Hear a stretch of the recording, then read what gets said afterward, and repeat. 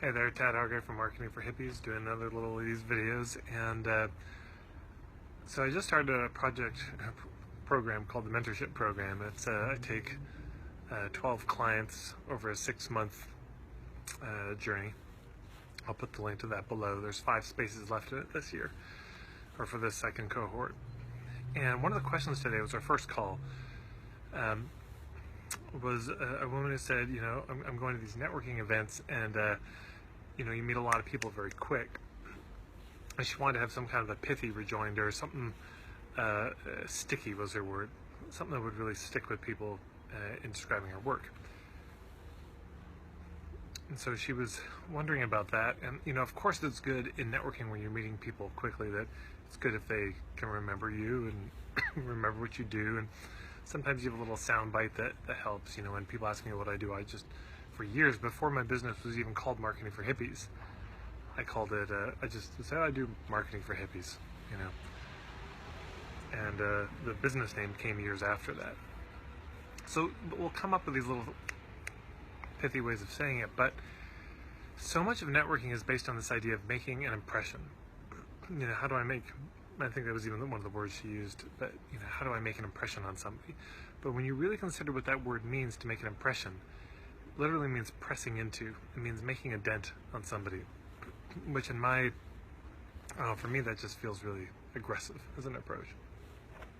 So, what do you do?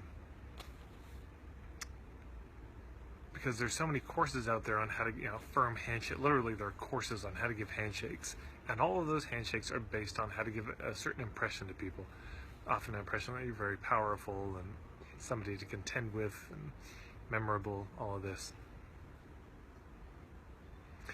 And there's a lot of ways to introduce yourself, which is not really the focus of this video. I mean, you could talk about just why you do what you do. They say, what do you do? And you say, well, I'm really passionate about, and you talk about the overall thing. So there was a woman I worked with that did breast massage, and she might say, I'm really passionate about women's empowerment, women feeling powerful and comfortable in their bodies and having a clear sense of their boundaries and able to say yes really well and no really well, and then mention later that she does the breast massage. But sometimes you start with a broader thing, and I might say, I'm really passionate about right livelihood. I'm really passionate about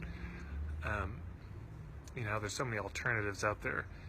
The world just seems to be in such a troubled place, and so many of the alternatives already exist. I'm passionate about them getting out there and being discovered.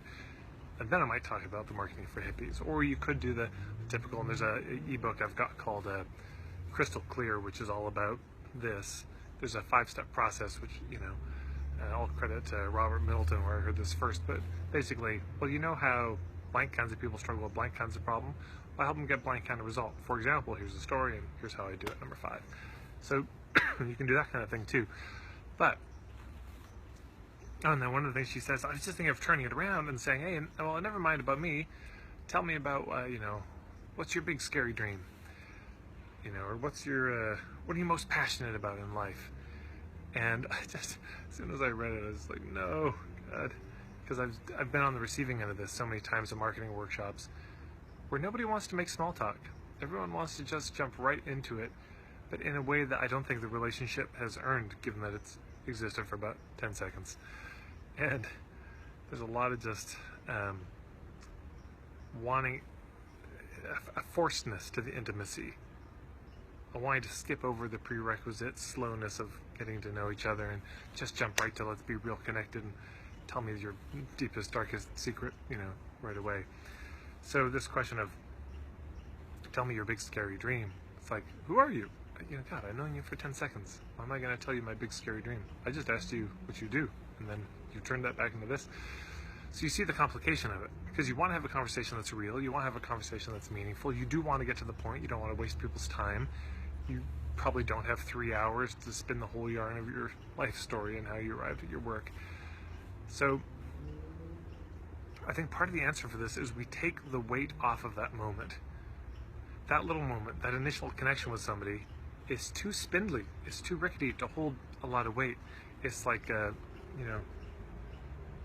like this tree behind me 10 years ago, 20 years ago, too much of a shrub. It just can't bear much weight. It's a sapling still.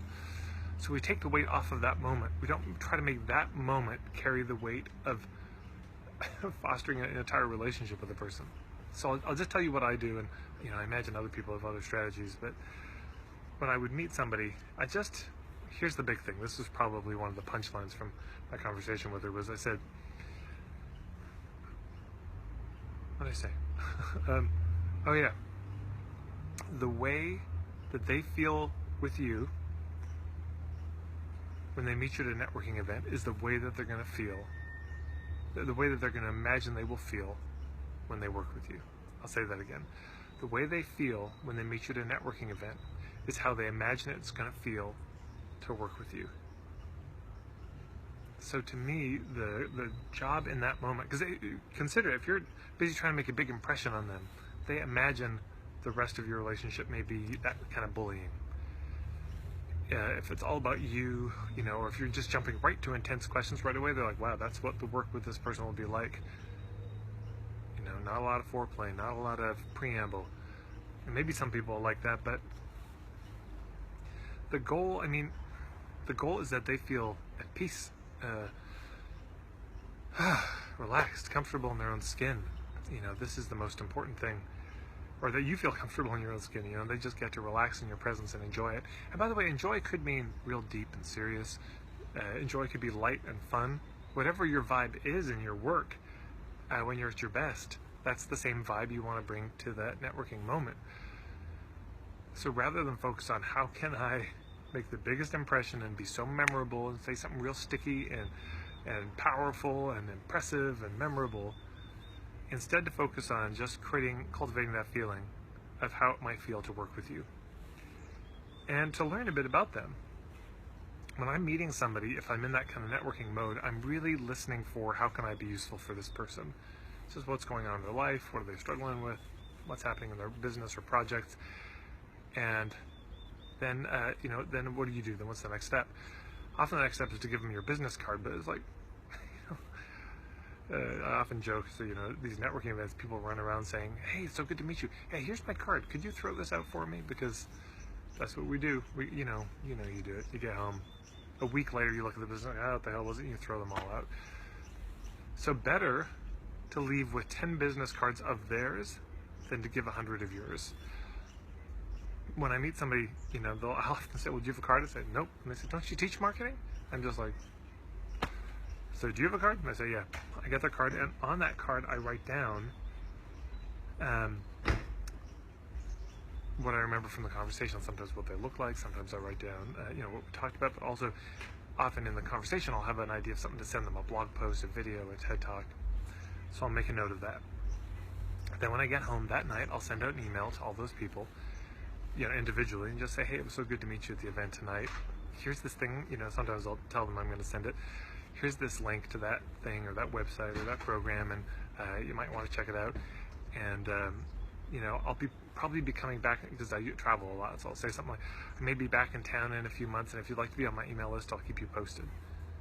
And like 80% of people yeah, sure, add me to your email list. But now they've given permission.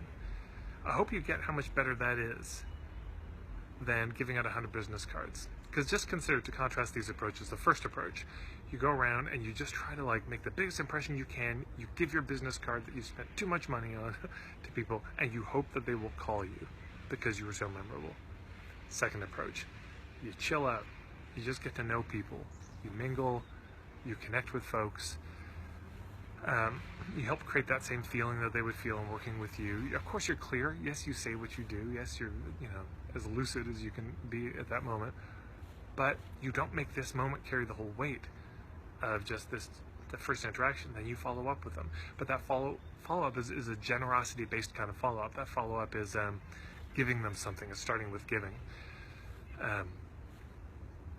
And then from that, the next steps sort of emerge. And the next step might be, hey, you want to join my email list? But also might be, hey, I've got a workshop coming up. I thought you might be interested. Or it might be, you seem like somebody I would love to work with, and I don't know if you're open to that, but I do free sessions if you want to give it a try, or et cetera, et cetera.